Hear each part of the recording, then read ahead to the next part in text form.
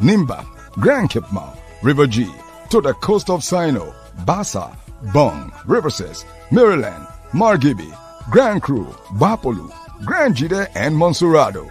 We present to you Nightline Liberia, a primetime talk show loaded with factual news, fresh information, not fiction. Nightline Liberia. We set the tune. We control the airwaves. We are the nation's pride, the biggest platform. Our panelists are some of Liberia's brightest and best political analysts from diverse backgrounds, like Vandela Patrick, Dr. Lester Zomatic Tene, Al Hussein Fadiga, Samson Brown Toole, Daniel Sando, and Eugene Lamin Fangon. Nightline Liberia begins at 8 p.m. with 60 minutes around the country, bringing you updates from LBS correspondents. Nightline Liberia's final segment kicks off with its panelists and pundits from 9 p.m. to 11 p.m. as they propound on trending national issues. Nightline Liberia. Ask not what your country can do for you, but what you can do for your country. When we work together, there's nothing we cannot overcome as a people. This is why I ask all of you representatives of our people to join me to do the business of the Liberian people by not doing business as usual. I challenge you to join me to think Liberia, love Liberia, and build Liberia. It's Nightline Liberia every Monday to Friday beginning at 8 p.m. on ELBC Radio, 99.9 FM, and other frequencies around the country.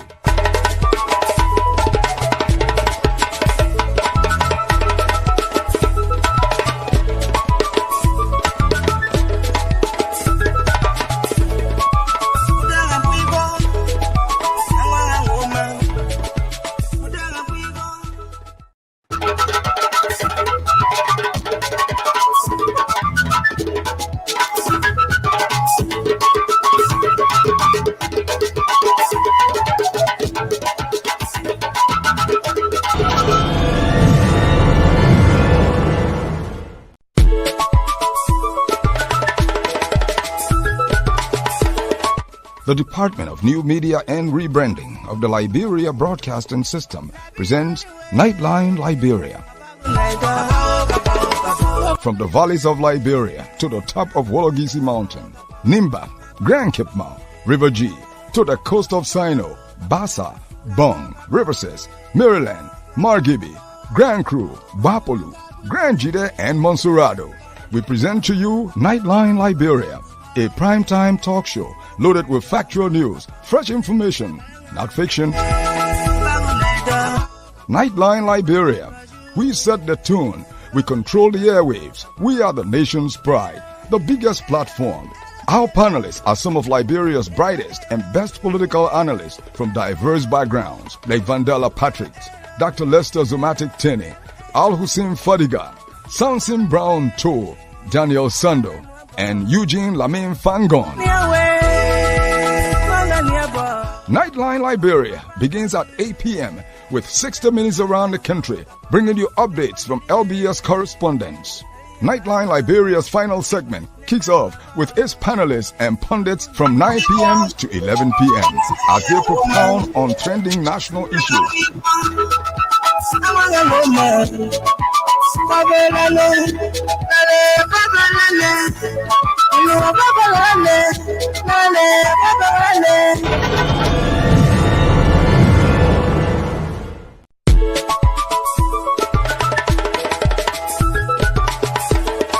The Department of New Media and Rebranding of the Liberia Broadcasting System presents Nightline Liberia.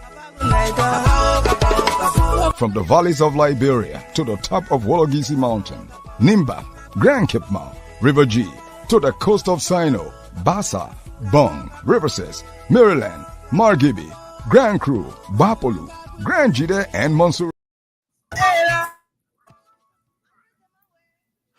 Welcome, Liberia. You turn to ELBC 99.9 and other frequencies across the country. Up next, Nightline Liberia, the media of the minds, with some of Liberia's brightest and best political analysts.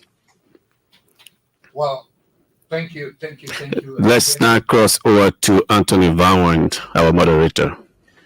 Thank you very much. Very, very good evening once again. Welcome here to Nightline Liberia. I'd like to begin by welcoming our guest tonight. Our guest is the traffic court judge, Zona Castle Zuba. Good evening, sir. Welcome to the Liberia Broadcasting System in Nightline Liberia.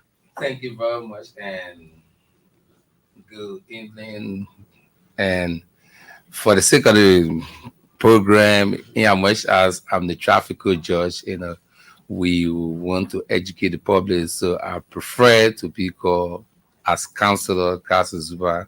And I just want to make the disclaimer that I'm not in my capacity as a judge here, but as a councillor, and then providing the basic education for the Liberian people. Well, thank you very much, sir. I know when I spoke to one of the panelists, he said, "Oh, is that a judge coming? I'm afraid I will be arrested." So that disclaimer is very appropriate. Thanks very much indeed for that. And so let me say good evening to our panelists. From my end, I already see Samson To. I don't see the other panelists.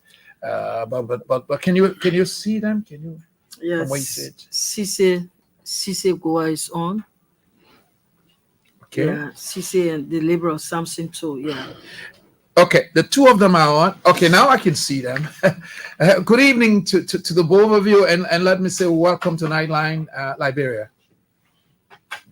Well, I mean, you don't want to see me because the council. We can hear you. You need to check that out, please. We're not getting the audio. Can you hear me? So can you try that again, Cisse? Let's see if we can get you. Can you hear me? Okay, I'll come back on. Okay, am I audible? So he's actually speaking, but we are not getting the audio. Okay, what's about the Liberal?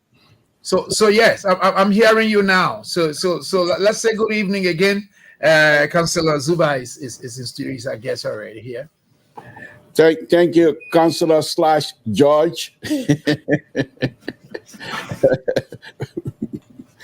Is it low? No, just go ahead. We're hearing you. We're just trying to make sure that all of the levels are okay. Okay. Councillor, are you hearing? Are you hearing him? I'm hearing him, but he's kind of a little bit low. Okay. He's coming in. Okay. That's too loud for me. I was just saying, am I audible enough now? Yes, I think it's okay for me now. Thank you. I was just saying, good evening, Councillor / George. I want to first of all thank you very much for availing yourself to us here to have a conversation in the interest of fairness. And I just want to also say here that I'm speaking as a journalist, so that if I appear in your court tomorrow, you didn't say you are questioning me, you're taking. So please consider my position as a journalist here right now, sir. No problem. I understand that. Thank you, and welcome, and let's have a wonderful show. Thank you. Thank you. Thank you, the Liberal. So we can go back to Cisse now. Cisse, are you hearing us? Wow, we are not hearing you, but let's hope that he's not on yet. He's coming back in. Okay, so I understand he's coming back in, but at least we've been able to see him, so we know he's here as well. Again, let me say good evening to our guest tonight, Councillor Zuba. Today we're looking at traffic and safety issues across the country, but otherwise, let me start with you. How's life? How are things? Traffic situation, generally, how are things? Our role as judge of the Moreover Traffic Code, and we are there to ensure that everything about the traffic and traffic-related matters are kind of like smooth and ongoing. And from our end, I think everything is good so far, so good. We just play our role and continue to play our role. Okay. So tonight I like to take the liberty to start with the Libra. since he's a journalist and he has made the disclaimer, let's let him set the stage. The Libra is over to you. Thank you. On a very serious note, I am also a journalist / working man. But thank you, sir. I really appreciate it. And I will ask a few questions here. I know that I read here that the traffic jurisdictions cover Monrovia and other places. So the question that I have, sir, if you can help me to educate me, that is, what becomes of those traffic violators that are found to be infringing the rights of other public? What are some of the punishment that you prescribed, or the court or the law prescribed, that you yourself carry out on those who violate the traffic rules? Okay. Those who violate the traffic rule, the first thing is, because we are human, and then if we are not regulated, people will just do things the way they feel they're doing it. So for that reason, we have a law that are set forth to be able to carry on the regulation when it comes to traffic. For example, if you just leave me by myself and I want to travel for your Monrovia arrivals fee, I could just take like maybe 30 minutes for your arrival fee. Other people could take like 20 minutes to go arrivals fee, and other people could take 10 minutes to go. So the government look at it, the law, they set the law for that. In order to go on a highway, especially between Monrovia and Ralphie Highway, like any other highway, there must be a speed limit, and that speed limit is 45 miles per hour. So normally you have police along the highway to ensure that our speed limit is being adhered to. So those who fail to go by that speed limit, they are issued ticket. So those tickets that are issued there is served as a deterrent, as a warning for them, so that they shouldn't exceed that speed next time. So when that ticket is issued, then they have to go to the bank and pay into government revenue the ticket issued in. In the event where they have problem with the ticket, or they form a manner in which the ticket was issued in, then they can challenge the ticket, and by that they can come to the Monrovia Traffic Code or any other code in the Republic of Liberia, or the other traffic code specifically, because it has to do with jurisdiction. So I see. So it's not that if the person is given a ticket and that person failed to comply at a specific time, after that, then that person has to be going to the judge. It's not the case. So let me ask you then, if you impose a fine or whatever punishment that the law allows you to apply to that person, what happens if that person failed to comply? Is there any mechanism that you have in your law book or whatever it is that these people, if they fails to do X, Y, and Z, what happens to them next? If there are procedure in issue these tickets. So, for example, if you were issued a ticket for a specific offense or violation, and you know you were guilty of the offense or violation, you just go and pay and then go back, because our system is kind of like a little bit different from the West. Because I understand the Western situation, I can elaborate on that. But I think because of Liberia, we are in Liberia, I will emphasize more on Liberia as compared to the West. Because if I do that, I would just be making comparison so that the audience, the public will understand the difference.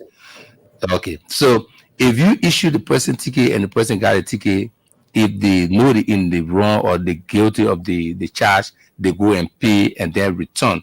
But then the ticket is kind of like into 4 copies. They got one going to the driver, another one, because normally what they do in Liberia, when they issue you a ticket, they take your driver lessons for you. And because the ticket is in quadruple, they take one, they wrap of your lesson in it, and one is there for the chief of ticketing, who is a police officer, for his own report for tracking purpose. And then the officer who issues the ticket got 1 copy. So you would issue the ticket to, if you go and pay and then return to the police, and then they give you a driver lesson. That's one case. The second case, for those that are not too satisfied and rush and come to the court, when they come and then we listen to their plea or listen to their case, if they have a case, if at all we have to reduce the ticket, we will apply whatever figure that they're supposed to pay in the revenue, and then we will write the bank, the LRA, indicating that this person will issue a $50 ticket, but they have to pay $25, and then they're going to accept that money from you. When they accept that money, they give you flag receipt. You return with the flag receipt. Then we prepare another communication, send it to the Liberia National Police ticketing session to release your driver license. Based on that, you will go to the police, and then to the police station. You will receive your driver license, and then you present your flag receipt, because it kind of like have to do with accounting purpose, with the issue of the amount pay and the system with the central bank. They got to compare and contrast. So for the future, when there's an audit thing going on, they will look at these records so that there can be conflict in terms of the figure. If the code reduces any ticket, it goes to the police station, and then they have it on record. But equally so, if you challenge the ticket, you come to the court, we give you the first citation, because we normally summon the officer to come to justify their ticket. If we summon you as a police officer the first time, you fail to come, and then the person come back to the court the day of the hearing, you don't show up. We summon you as a police officer the second time, you don't show up. The third time we summon you, don't show up. It means that you cannot justify the issuance of the ticket. So we'll read the ticket off to $0, and then authorize the Liberia National Police through the ticketing session to give your driver lessons, so that you can get in possession and continue with your regular activities. Okay, Anthony, if you don't mind, I have one more question. I know you give us time, so if you don't mind, let me ask one more question, since there's only four of us here. So please, if you don't mind. The last question I have for you, sir, are you saying that the process of ticket being issued automatically suspend that person's license, the privilege to drive no longer exists for that person? Is that what you're saying? No. If they issue the ticket is in exchange of your driver license, because before getting to the driver license, everyone in the republic should be authorized by license to drive. And the lessons are divided into category. Maybe we'll get there later. The lessons are divided into category. Your license is going in exchange of the ticket that you get in your possession. So, for example, if Officer A at Ear Junction issue you a ticket, and then he took your driver license for you, and you continue going, you reach Broad Street, and then another officer asks you, where's the driver license? You say, oh, they issue me ticket. You got to show the ticket as a form of the officer having your driver license. In the event where there's another violation, because you have ticket, you continue violating. If you have another violation and this time around they cannot issue a ticket, then they're going to impound your vehicle. But in the event where the officer uses discretion and says, oh, for example, you already got one ticket, just continue going, then you have up to 3 days. Within that 3-day period, your ticket is serving as a driver license until you can redeem your driver license. Thank you very much. I just want to say to Anthony Fabian and Honorable Facon and Honorable D-Flow, I think tonight process is something that I really, really do appreciate, because some of us leave from here, we'll go to Liberia, we think we're king. We can drive any way we want, but from this type of education that I'm already getting here, it's very useful. Thank you very much. You're welcome. Thank you, and thank you for keeping your mind on the time. We will try to be rigid on the time. So we have a minute and a half, not to exceed 2 minutes. So I'd like to let me first welcome Thomas. Tom has joined us online. Thomas Gua, welcome to Nightline. Thank you very much. I'm happy to be here, and welcome to the honorable guest in studio. Thank you. So we go now to Cesar. We earlier turned over to you for your own intervention. Hear me? I'm saying that the host has muted me. Let's hear you again. Can you hear me now? Yeah, we can hear you. Okay, all right. Okay, sorry about that. Hey, Thomas. Hey, the Liberal and guest in studio and counselor. Thank you for taking the time to be here to educate us. Really appreciate your time. Let me just run straight into this. I listened to you when you talk about the full set of tickets, the duplicates. And I think those are full because you want to be transparent and you want to have some accountability. And that's a very good thing.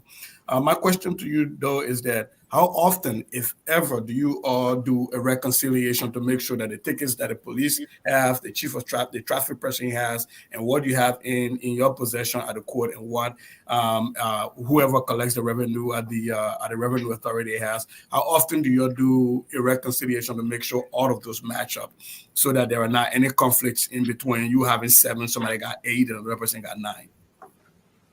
Okay.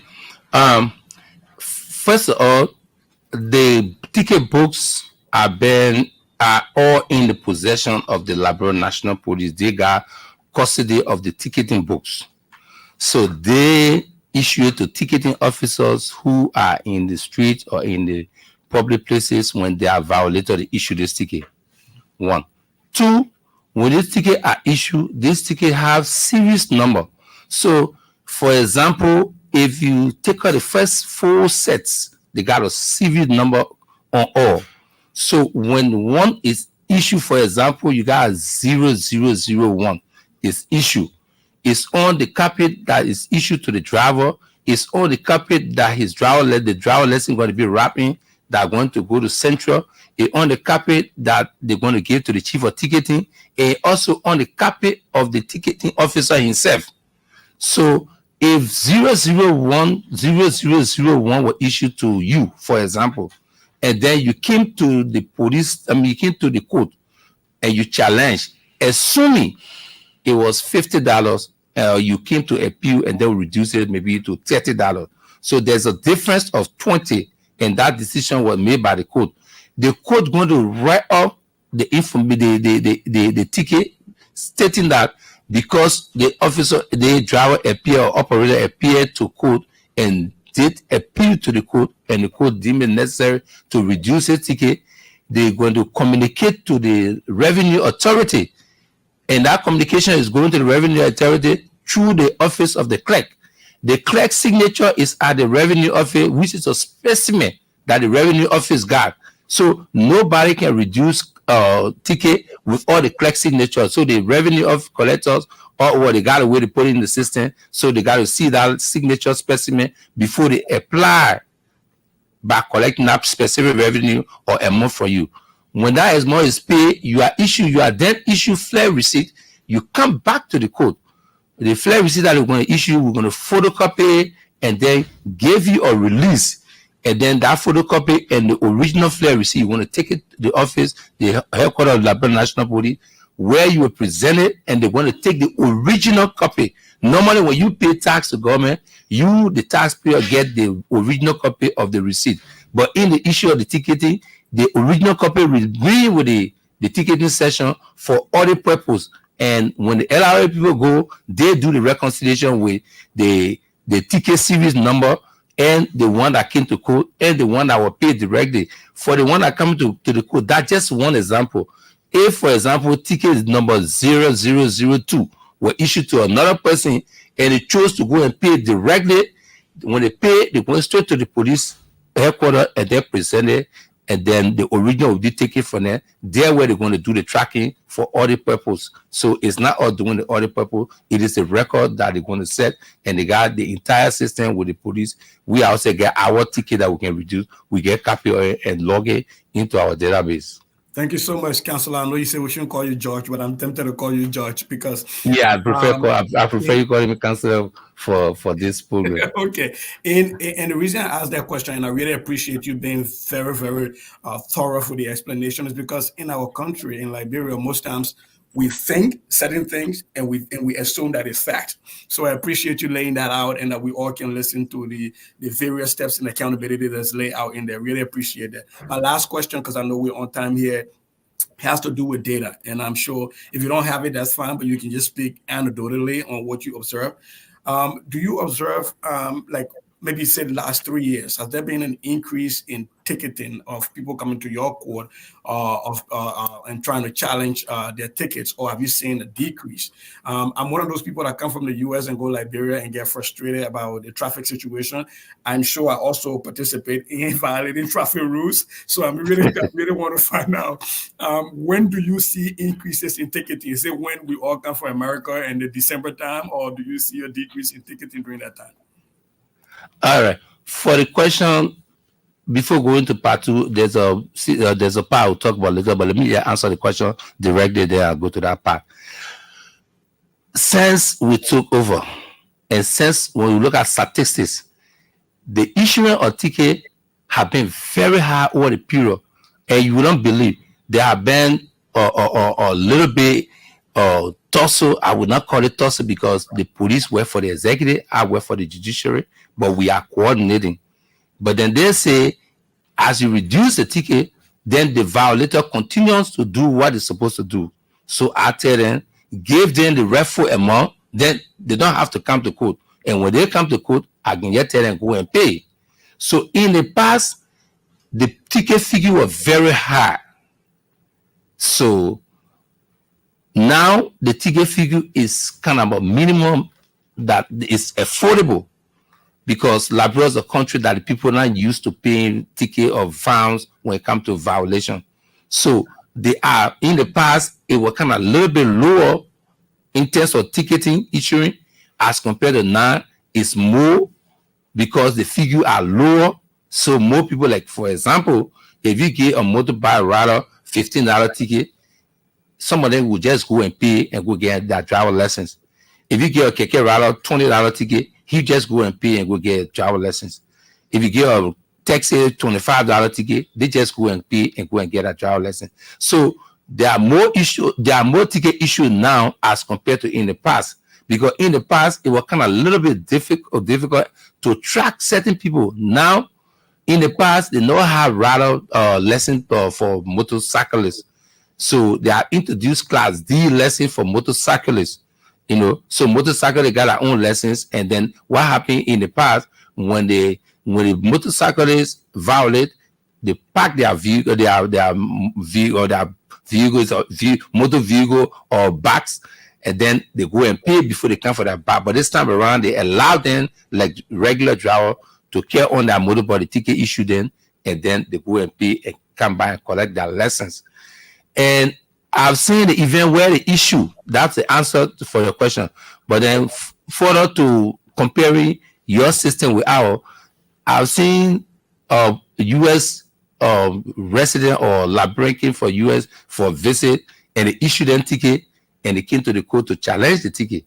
And I was able to explain to them and make it clear to them, and they went and paid the ticket as was issued to them, and went and collected a driver lesson and came back. They said, "Thank you, Judge." But then with the communication system, language, the way we're communicating is because when we talk, you understand me, and you talk, I understand you. When it comes to driving in America and driving in Liberia, in America, when they pull you over, you sit behind your steering and hold your steering, and then the police officer walk to you, and then he interact with you, tell you your offense or your charges, and then he asks for your driver lesson. If you got, he asks for your insurance. If you don't have, they can pull you down. If you don't have driver lesson, you know the system better than I do. But then in Liberia, if you live from America, you come in Liberia, and then you are interacting with our police officer, our officers will tell you, say, stop and come. The officer tell you, when he pulls over, he tell you to walk to him. You will remain sitting behind your steering, and he going to stand on the side, hoping that you will get down from your vehicle and walk to him. When you still sitting behind your steering, with you coming from America, knowing our system, the officer sees that as a disrespect, that he's talking to you and he's sitting behind the steering. So the officer will also issue you a ticket for that, because you've been disrespectful. But it's not disrespectful. So normally what we do, we try to explain to them when there's a challenge with somebody coming from overseas, and then say, look, I was issued this ticket, I was sitting in my car, and the man said I did respect him. I never did respect him. He just pulled me over and went and stood on the side. So we try to explain to them, and then we make them to understand, because it is communication when it comes to your system and our system. So that's how we've been proceeding. Okay, thank you very much. I'd like to welcome Koto Jala Balaya. Koto has joined us. Koto, good evening and welcome to Nightline Liberia. Yeah, good evening. Am I loud and clear? You are quite loud and clear. So having welcomed you, I'd like to go back now to Thomas, because he was next in line to make his own intervention. Thomas, are you ready to go? Yes, I'm ready. And hi again to everyone in studio and online. My question tonight is about the traffic congestion. Are there any plans or strategies being implemented to address the increasing traffic jams in Monrovia and other urban areas? So in the morning hours and in the late evening hours, like after work, it's just crazy. There's no, like, people don't respect, the traffic. People just cross over, and just by violating, they kind of jam the traffic, and then people sit there for hours. Are there any strategies, any plans? Because this has been going on for years. So what strategies do you people already have to resolve this issue? I will try to answer your question, but that question is not directly for me, because I'm not in enforcement. Those who enforcement are the police officers that are responsible for regulating the traffic in the morning. Because if you are to get somewhere earlier as possible as 8 o'clock in Liberia, depending on where you live, you should be driving by 6 o'clock or 6:30 or 7 o'clock, depends on where you live. The reason most of the time we have traffic is because most of the roads got to merge, and when they are merging, there are other cars that are supposed to be passing where the merger occur. And when the road merging and you cannot pass, it become a block. And when it become a block, for example, when there's a 1 minute delay in the traffic, it will take 5 minutes to adjust the traffic. So 2 minute delay in the traffic is going to take times 2 times 5. Every minute delay in the traffic is going to take times 5 to adjust the traffic. So most of the time, for you, if you want to get somewhere sooner or earlier, because Liberia is a one-way country. In the morning, everybody leaving Brewerville coming, leaving Monrovia Kakata Highway coming, leaving Monrovia Rafi Highway coming towards town, and we all just go and stack up in town. In the evening, we all living together, and we all almost have the same schedule.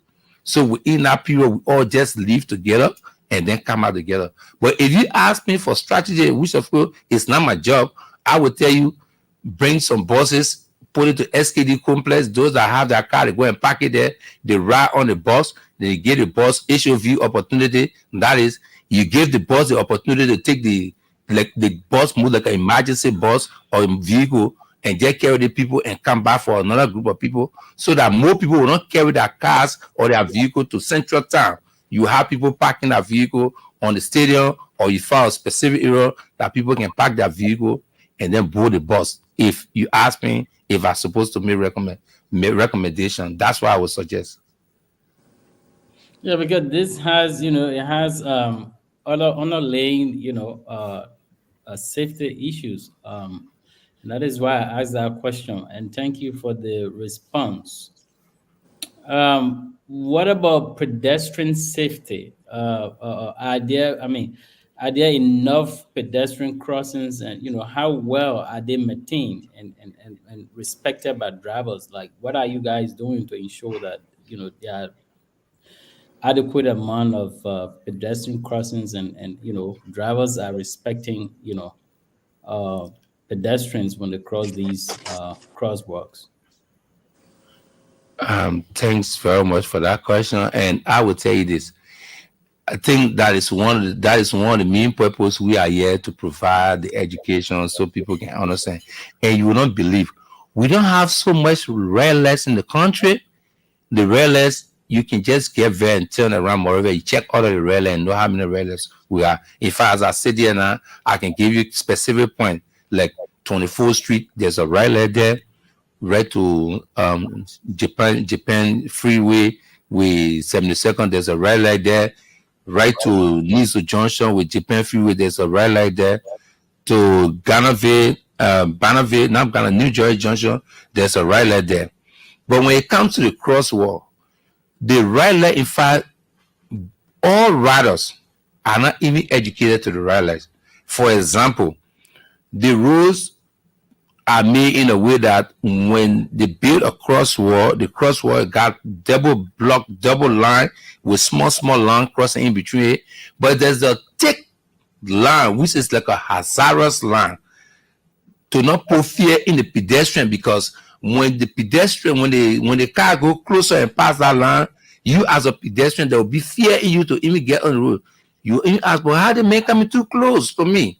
So that line, if you pass that line, normally, especially to the places they got red lights, they got police officer there to ensure that you don't pass that line to go closer to the crosswalk, because they got a crosswalk and they got a thick black line that you're supposed to stop on it to allow pedestrians to cross. But this is the problem we got here. For example, while the vehicle are waiting for pedestrians to cross, you see motorcyclists are passing. And that's what we said.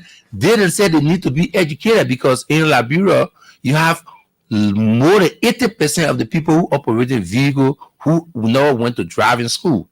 Most of them just learn how to drive. They don't even know the driving sign, and they just get in the traffic. So gradually, the institution that are responsible to get driver lesson will have to be testing some of the driver, or tell them to go for driver education, or they could organize driver education.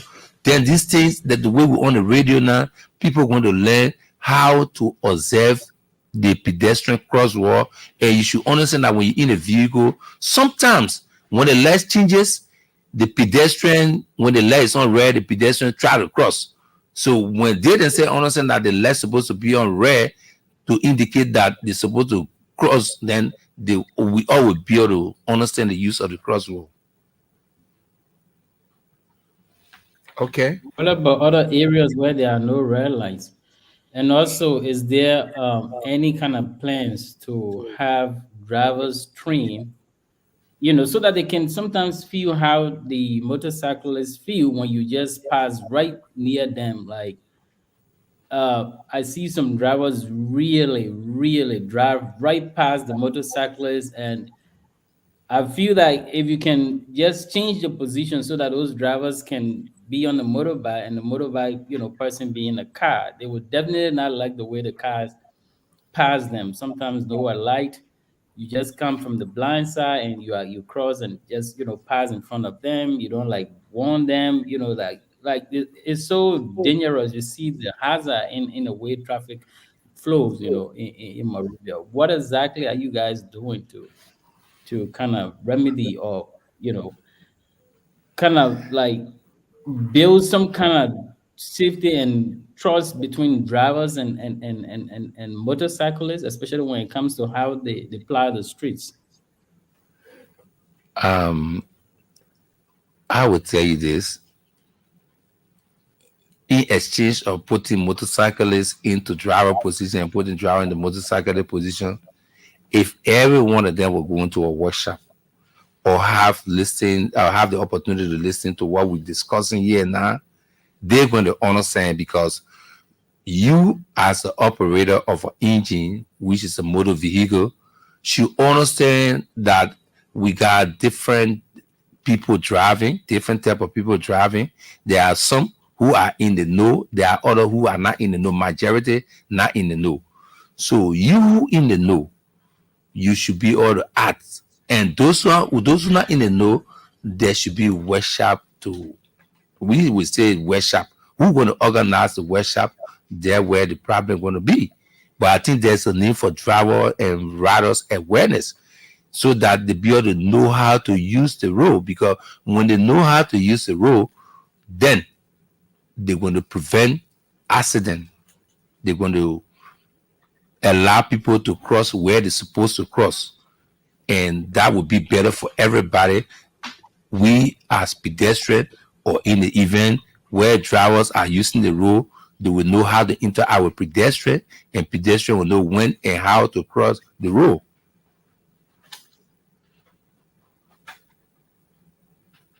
All right, Okay. thank you. I'll stop there for now. Yeah. We'll come back for the next round. Should there be one? And I think there will be one. So, Koto, we will now create space for you to weigh in. Yeah, thank you very much. I have this problem, and let me say hi to the Liberian people first. Just to tell you guys and not the people of Liberia. I'm glad to be here today. My own question has to do with in a case where uh, the police sometimes just pull you over and they ask you to turn your license over. And you give them their license, they just take the license, put it in their pocket, and just walk away from you. Not even trying to explain to you what is your offense, and or what is it, but they just put the license in their pocket and just walk away. In that case, are there be any or any, maybe teaching or irregularity, or you as the person that your license was taken that can report those cases or an offense to the police for doing that? Yes, the correct answer is yeah. Because the officers, like more people will say, they will take their driver lesson and put it in a pocket. Except where that officer is forgetting what he was taught at the academy, because at the academy we made them not to do that. We made them not to do that. We tell them all of the do's and don'ts, especially as it relates to traffic, because, for example, they are taught on pulling a driver over. When they pull the driver over and then they go to the driver, excuse me, sir, can I see your driver license? Yeah, you give your driver license. In the event you don't have driver license, it's an offense, and they're not going to allow you to get in your vehicle. They're going to tow your vehicle to the right area it's supposed to be, to the required area that need to be towed. But when any driver takes your lesson and put it in a pocket, maybe it just all of 100, maybe just few, or out of 10, maybe one will do it. But that's not the proper procedure. So in the event that happen, because you don't have driver lesson, you cannot go. And officers are working together in as a team. You can reach out to the other officer and explain your situation, because you don't want to leave your driver lesson behind and continue on going. Because anytime they can ask you, at any point you can get called up and they ask for your driver lesson. So I think that is just people personal action they're taking, but that's not general action by taking your driver lessons and putting it into your pocket. Yeah, like Go was saying, because many of them not educated on that. You'll be like, Ah, take me my know who. particular, and give my license back. And they feel like, oh, okay, because you think you're coming from somewhere else, that why you're behaving like that.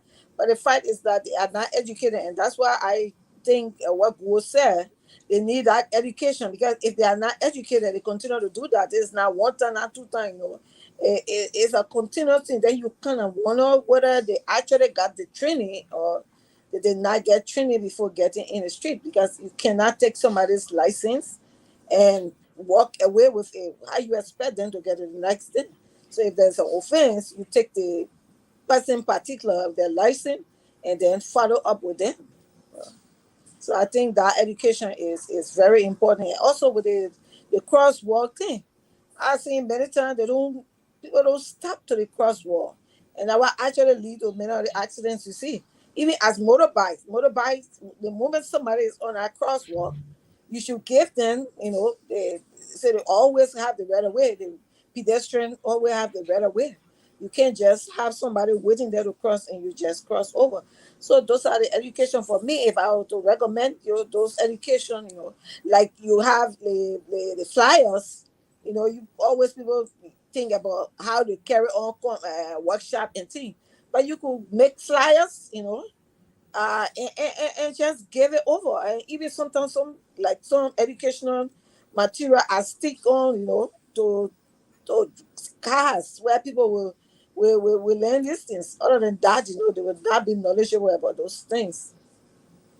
I think that's what I could recommend. I wish you could support the recommendation by at least providing the first 100 flyers. We could do the design for it to be up for people to get it, and So then maybe. if you say Eh? I should do that, I will take the initiative. If you want 100 flyers, I can make it available. Oh, then thanks very much. We appreciate that, and then we can begin from there and go. And then even with that said, we can also recommend for in-service, because when you are trained, you have that training for some period of time, but then there are in-service training because new phenomena, new things coming up. So, example, we having our brothers coming from overseas coming.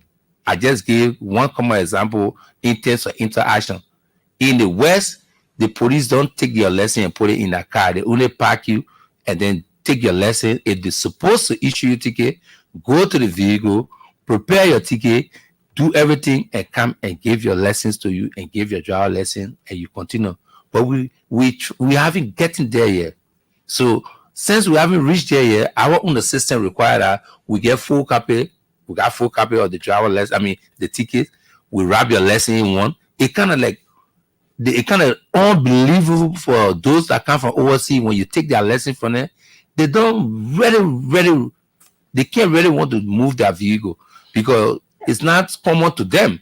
So we understand that, so we can begin working on it, because sometimes the police say the man came asking for driver lesson, he gave me international lessons. And the law says when you stay in the building with a Liberia for like 3 months, which is 90 days, you should be able to obtain Liberian driver lessons. And sometimes the police can ask some people, how long you been here for? They will say, I've been here for like 3 months. Even they've been here 4 months, they will say they've been here 1 month, they've been here 2 months. And in that 2 months, people, they don't expect you. But if you acquire Liberian driver lessons, then it kind of be easy. You can present it and come out, and nobody will stop you from going ahead. But I like your recommendation.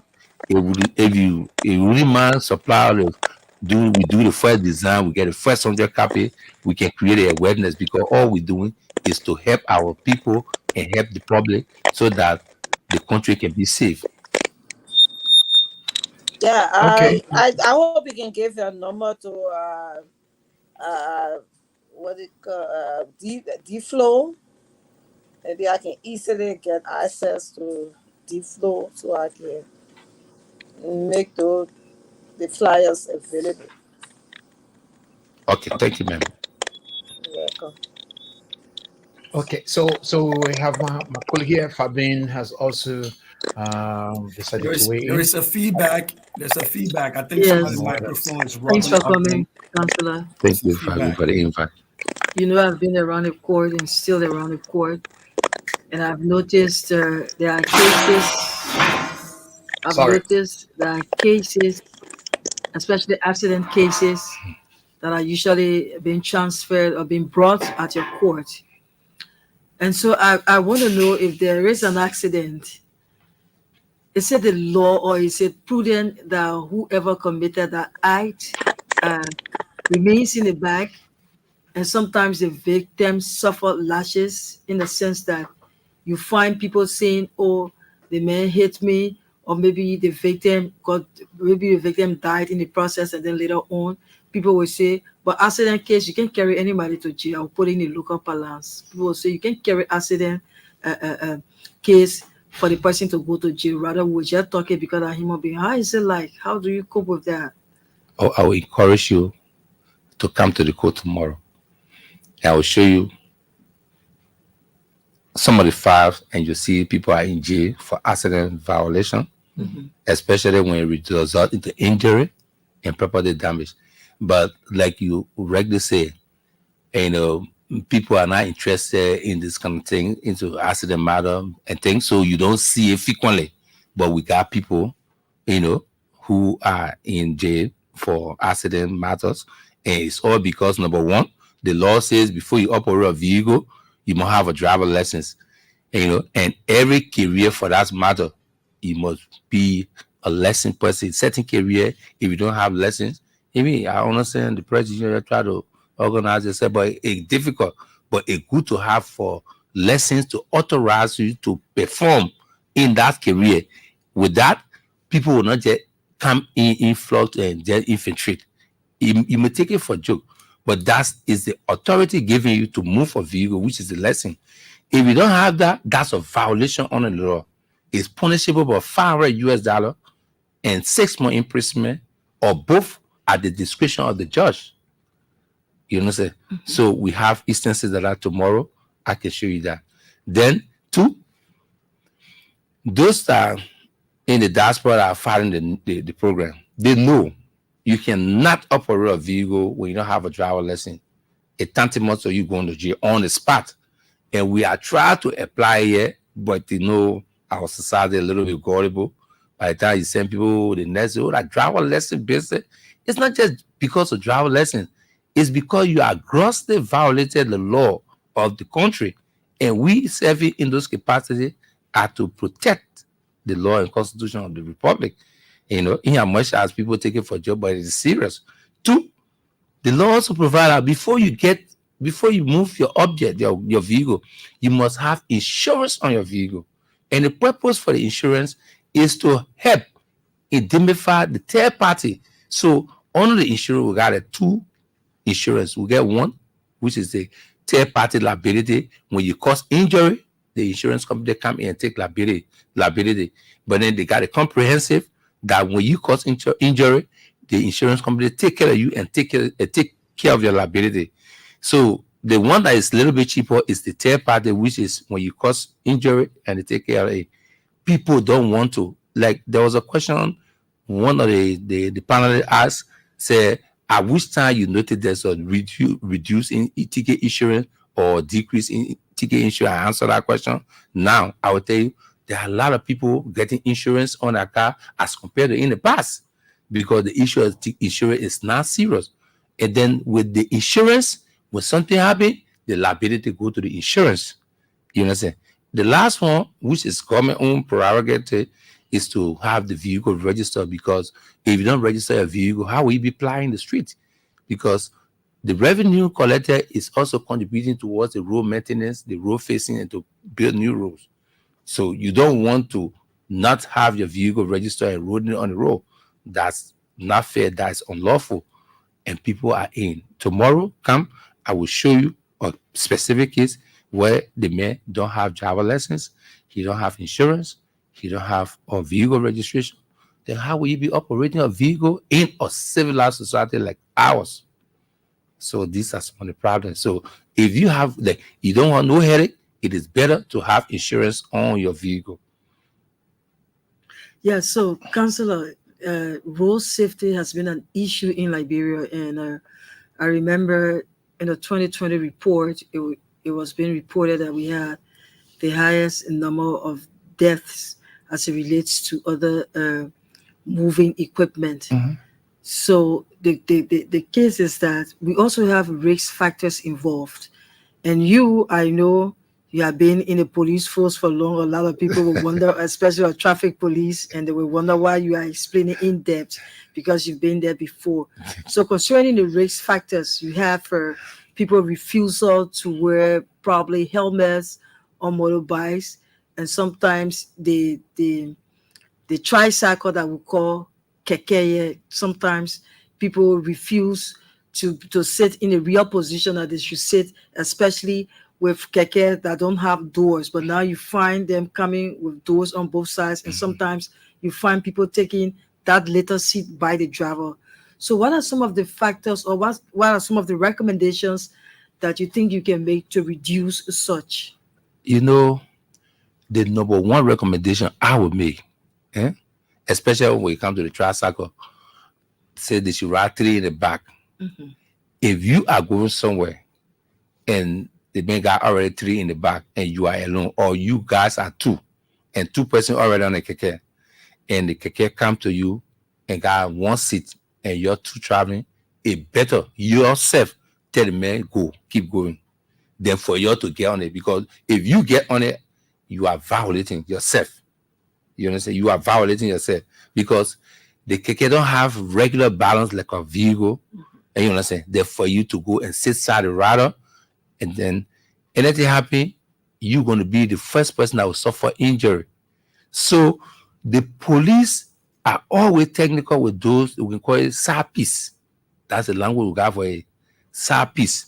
The police are technical with the people. But Labrador people believe that in the night, the law can go to sleep. The way we can go to sleep. The law is up 24 hours. So people believe when the police withdraw from the street in the daytime, then in the nighttime, they carry more SAPs as compared to in the daytime. So in the day, they don't carry. In the night, they carry. And nobody know when and how accident can occur. So the time you don't expect it, that's the time it happens.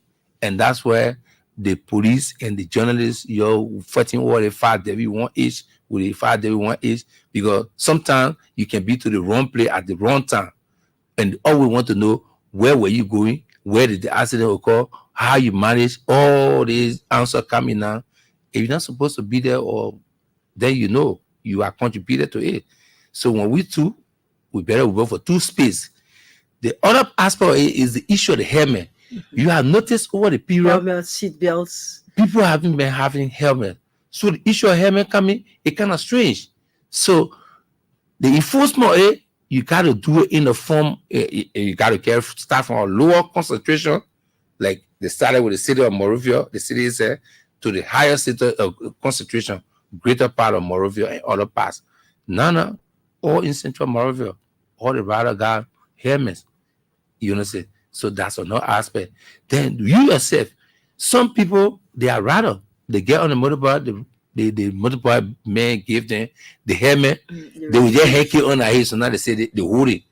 You know. So another way to start it, if we get to the point where you will tell the man, say you don't want to get it, you don't want to wear the helmet, get out from my back. I've seen that. And you understand? Oh yeah, because when you do that, then you save yourself. Then for the man to get hold the helmet, when they arrest him, the police will arrest you because you the boss for that back. You should tell them if they don't want to ride, then they excuse you that to carry you, and then you will fall into problem. And all these things are compliance. We all, you and myself, along with the driver, we all have to be in compliance with one another to be able to have the country rolling over. Okay. From my side, I have seen instances where a police officer will pull a vehicle over, and there will be passengers on the vehicle, commuters, who will intervene, who will say, "Why are you stopping the man?" And sometimes it ends into confusion. The officer will say, "You're interfering with law enforcement," and then it becomes a whole situation with traffic and all those kinds of things happening. What actually should happen in that kind of instance? Should people who are riding on those vehicles or motorbikes or so intervene while the officers are trying to do what they think is a piece of job? People, passengers need to be disciplined. The first thing is that the police officer is not interacting with the passengers. They are interacting with the operator. So, for example, if you are a prime minister, you are a governor, example, I'm naming the position because we don't have them yet. Yeah. And you decide to sit behind the steering, the police officer will treat you as an operator or a driver. So if you're prime minister and you governor from your state or your area and you in the car, you don't want confrontation. It's better you sit as a passenger. Though you are in the car as a prime minister, but when you sit in the back or in the front, you are considered as a passenger. When the police is interacting with your driver, you have nothing to say. But it is just out of ignorance and curiosity that people will try to interfere with the work of the police. In the West, it doesn't happen. Only in our setting. And when you try to be a little bit tough, then they want to take it out of proportion. Sometimes the police officer be very disciplined because in their training or in their training, they will tell them these are the things that you're going up there to experience. When it comes your way, you should know how to manage the situation. So they are aware that this thing will happen to them. So we all just need to be disciplined. The people, the way someone else listen, let them know that when the police is speaking to the driver as a citizen, who you are, just, we all born here, and our parents from here, that will make us citizen here first. So at that point in time, we are citizen. But when you get in the car now, you passenger, or citizen is a passenger, or foreigner is a passenger. When they're dealing with the driver, who is the operator, you have nothing to do with it. If people get to understand this and then keep quiet and remain themselves, then we're making the society to be a civilized and a better society for all. So before I could go back to the panelists, the other situation I experienced is that there was this vehicle that stopped where there was a traffic, and the passenger wanted to get off the vehicle in the traffic. And the driver said no, because it's in the traffic. And the passenger was like, you can control me. I mean, I move according to my own pace. And the commuter opened the door in the traffic. And the police arrested the driver. And he was saying, but it's not me. I'm virtually fighting this guy not to get down. And the police issued the driver a ticket. Okay. And he was quite unhappy, and he got angry. And in the process, the officer even said, but you are even carrying out this disorderly conduct. So it got even worse on him. And the commuter just walked away. So we were like discussing. I mean, the commuter did not, in our minds, resisted the guy controlling him. Why are you letting the commuter go and holding the driver? So I don't know. That's what we were asking. So what is in the West? No, it was here. Right? That was it. In the West, I give you in the West. If you don't scrap yourself, if you don't scrap, the police is going to deal with you. Okay. They're going to have direct interaction with you in the West. So you who driving, by the time you sit in the steering, those that come from abroad, by the time they sit in the car, the first thing they do is scrap themselves. We're not used to it. I'll be very frank with you. We're not used to it. There are baby born today. From the day they born up to the time they become 18, they don't put seatbelt on it. In the West, from the hospital to the house, the baby is being scrapped. And you ask me how? Because if you don't have that car seat to scrap the car seat, the hospital even want to allow you to take the baby out of the hospital. So that's a system. You understand? That's a system. So coming back home, if that happened to you, and then you be polite, you're not supposed to argue with the police. Just be polite, be calm. They issue a ticket. Don't make statement. You take a ticket, you come to the court. Just say, I came to challenge the ticket.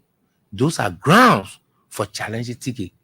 Because you don't have control over the passenger behavior, then you divert the passenger behavior to the driver. That's not a ground. Those are some of the things we look at in the court. And the court been neutral, because I can tell people we kind of neutral, and the focus of society is rotating on the decision we make. So I want to make a decision so that when I go home, when I leave for here tonight, I can stop anywhere. I stop freely, I interact freely. So I will make my decision to the officer. I think you are wrong. So the ticket, we're not going to pay. They may not want to pay for the ticket. Those are issues. These are errors that we can talk of most of the time. Okay, so before we go back to the panelists, Fabian, can we see those who are following us online tonight? Is that something we can do now? Or yes, I think we can do that now. We have bad weather tonight, and so the internet. But then Barry Omar Diago say he's watching from Douala. Samuel D say he's watching from Wee Statutory District, and hope one day he will be watching television in Grand Bassa. Francis Bauer said, I'm watching from Vonjuman City, Lofa County. Alfred Benedict said, Balakabulo is watching from 72nd Community. He said, thanks for the show, great man. And thanks to the guest, the great counselor. That's what he says. Thank you. And Mawe Wilson, she said, are you referring to the traffic light? I think it was then when we were discussing. Pee-wee Sando, he said, good evening, family. I'm following you guys from Todi District, Mazina Town resident. Thanks very much for the show and the level of works. Jackson Dorner says, good evening to the LBS family, closely following your platform from Konobo District, Grand Jude County, one Wow. Dwight Town resident. Samia Gates, I'm watching from Ganta, City Geeks. We appreciate you, Counselor / George, and thanks for sharing the knowledge. Thank you. So a lot of people following us as well. This is indeed a very good education series, and at a point we will actually open the line, and I hope you can phone in and ask your questions, because sometimes it's needless. Like we've said, no need fighting. Just do what you need to do the needful, and then you can avoid some of these. So before we go on to taking our callers, I'd like to go back to our panelists and see, maybe we can take a minute each again around before we go back to accepting calls on our program. So panelists, this time you indicate to us if you're ready to go, and we let you go. So who goes first? Okay, I see Yeah, Gua. Thomas Gua will go first. Um, so I have another question, and that has to do with what role does the judiciary play in holding the government accountable for things like traffic and road safety issues? Are there any cases where the government or local authorities are brought to court for failing to maintain, safe road conditions, or being accused of any form of safety violations, like even from local police, if they have like play any negligence in executing the required safety laws or regulations as possible? Has there been any cases of that nature? Okay. Um, the act that the new act, the 2015 act that created the Brand National Police, gave the police the opportunity to have their own professional standard division to look into ethical issue with the police. So when something happened and they are not in conformity with what happened, as a citizen, you carry that complaint to that division, and they act on it in they act on it from that aspect, from that side, because in as much as sit there So they as cannot sue, they cannot come to the court and sue. you you got to resolve the matter first at the level. If, for example, there was a breach on the side of the police in interacting with you, it must first be established. You got that? It must first be established. Yeah. But then at the second aspect, you're talking about what role the judiciary doesn't have a Right. direct role in playing with these people. For me, sitting as a judge with the judiciary, and for which I say I'm not in that capacity, we have a role because I'm an educator. We have a role to be able to inform the public on things that they're supposed to know and they don't know. So it is against that background that I was invited to make some of the clarity and explain some of the issues that we face with the society. But the judiciary on its own squarely have nothing to do with this rule. It's just 100% the police rule. But then sitting in my capacity, when I tell you, because first when I came here, we just went straight into the program. But gradually, I went through the ranks and file of everything. I drove taxi in this Morovia. I know how police treat taxi driver, and I know how taxi driver talk to police officer. And in some instances, myself, I am a passenger in the car. I know what happened, and then I work as a police officer. I was a taxi driver. I am a librarian. In some point, I'm a pedestrian.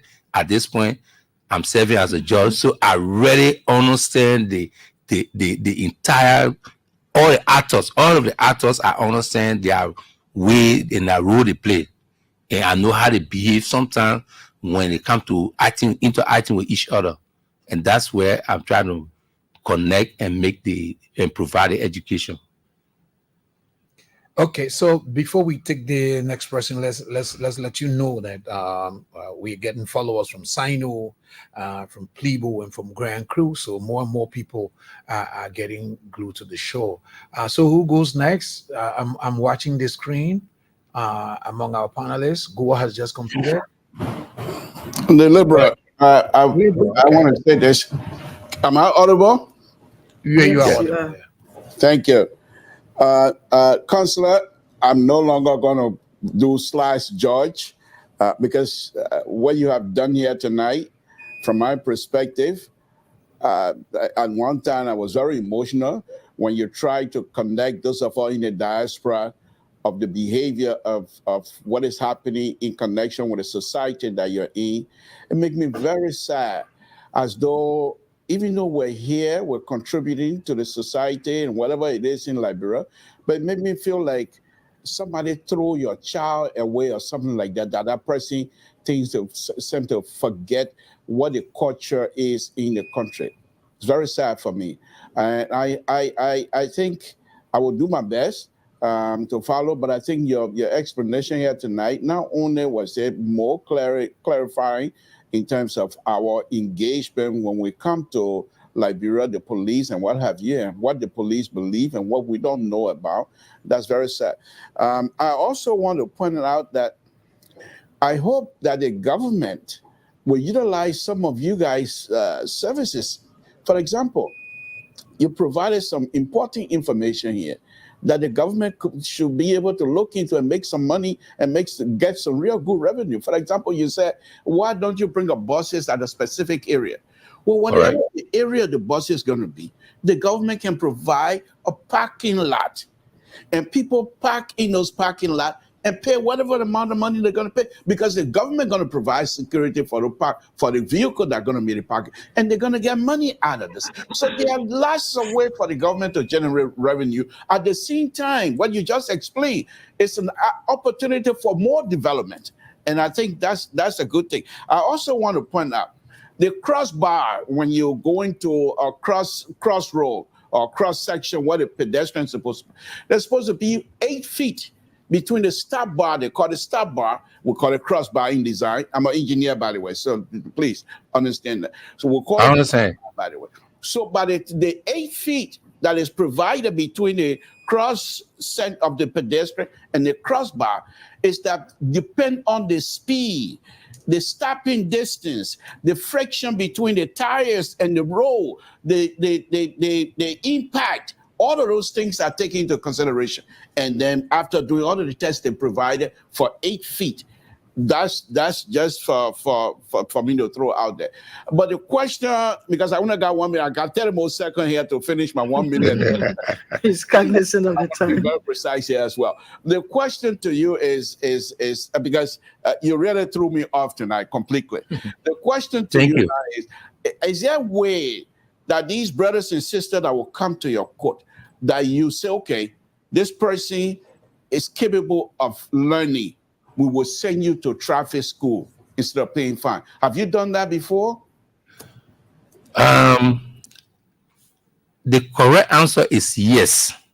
And there was a question Fabian asked, and I refer her to the court. And not frequently she can come to the traffic court, but I invited her so she can come and see some things. And every day I have direct interaction with the public through the court, talking to drivers who come to court to challenge. There are instances where people come to challenge the ticket, and then when I talk to them, in fact, they can say they're going to pay the entire money. They don't want appeal. There are instances people come to court with little amount. For example, they reduce the ticket as low as $10 or $15. Then you come back. There are instances where people come to court just because they have no reason coming, but I say explain to them. But then when I finish explaining to you, especially in an event where you come with low ticket and you are violated, I can add $5 to your ticket, because the ticket is not just for me to reduce. I got the authority to add or to subtract to the ticket. And you understand? Because when you're unreasonable, and the policeman just look at you and say, "Man, go and pay $1,000 for what you did," and you come to the court, there you be unreasonable. I will add another $1,000, making it 2,000, so that you can know what you did was wrong. So to answer your question, I try every day. I got so much passion for this job to the extent that I try to put myself in their situation and make them to understand where they went wrong, and they shouldn't do it next time. And there are a couple of friends that come from the diaspora. When they have some issue, they call me and say, "This is what happened." I said, "Don't waste your time. You wrong the police." And they say, "Okay, we'll just do what we're supposed to do and take it. We'll just take our activity." I say, "Yes, don't even waste your time." So, yes, I always try to do my best, and I provide the education to the extent that my staff can tell me I got patience. Sometimes the police says, sometimes when I explain to them, they can say, "Chief, thank you, because I was once upon a time chief. One of the time police chief, now police here, now they here. Everybody in police will be me police chief." So I try to do that every time, sir. Okay. Thank you very much. We got two more to go. Remember your 1 minute 30. So let's hear you, Cesar. Are you there? No. Okay. So Koto, are you going? Yeah, is it the closing now or just? No. I mean, we have 1 minute 30 seconds more. You can wait if you like, because we're about to take the calls. After that, we'll Yeah. make our comment. No close. I wanted to ask the Josh Zuba, right? I'm sorry if I call your name wrong. What are the major cases that you actually face with? Maybe from minor to major. What is the major, cases you face with when it comes to Liberia?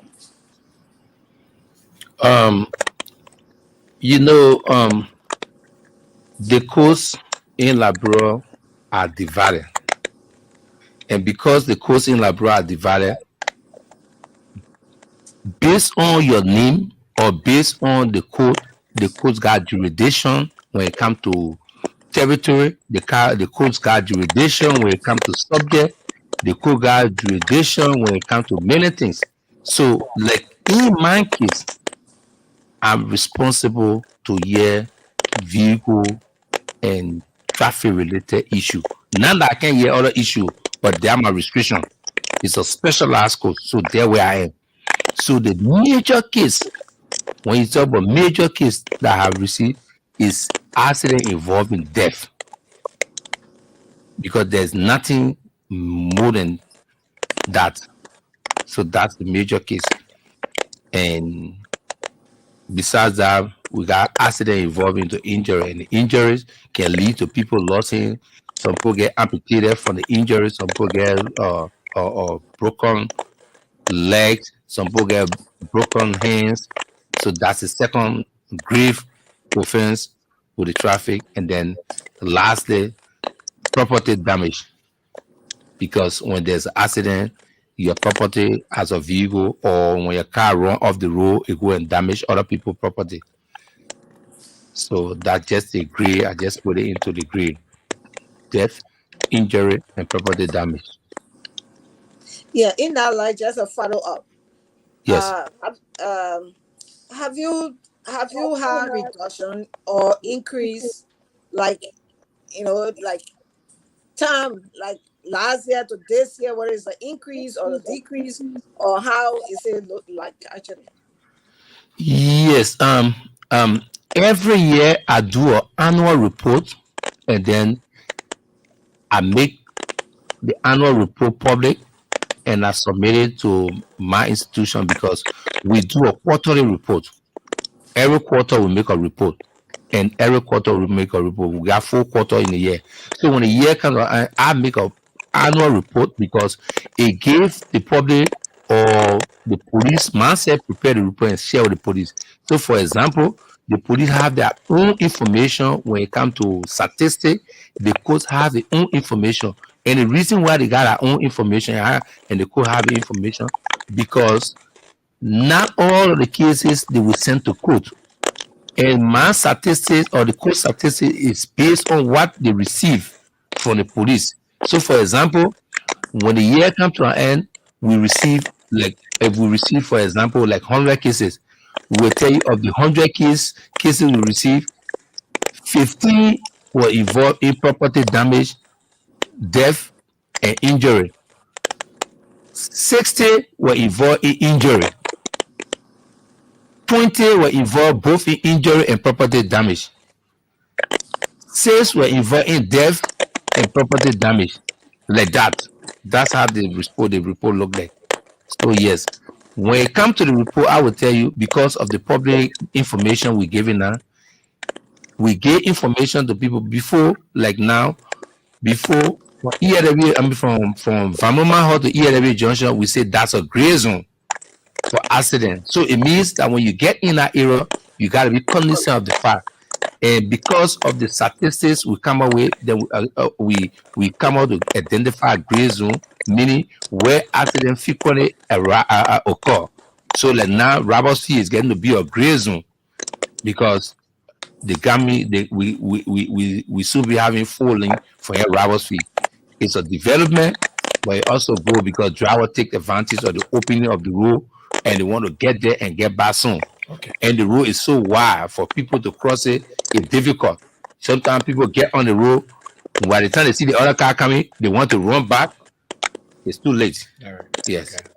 Okay. So yeah. Thanks very much indeed. At this stage, we now like to interact with the public. Anthony, can you check the guest mic, because there seems to be some sort of a feedback, a huge feedback that is coming out. How is it now? Is it still the same?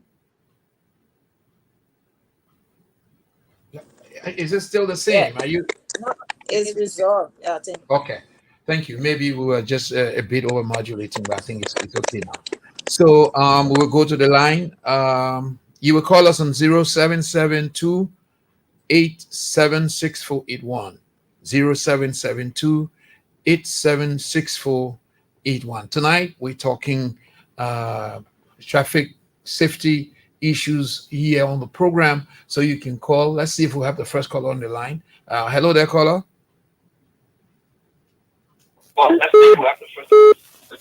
Good evening, caller. Yes, good evening. Please tell me your name and where you're calling from.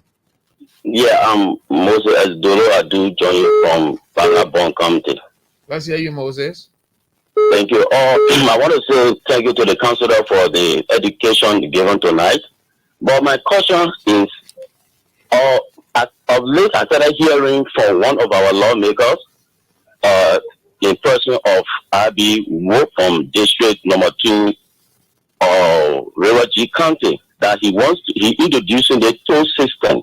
I want to know from the council, what importance does it have, apart from revenue generation on the road, when it comes to traffic regulation, when it comes to the toll system?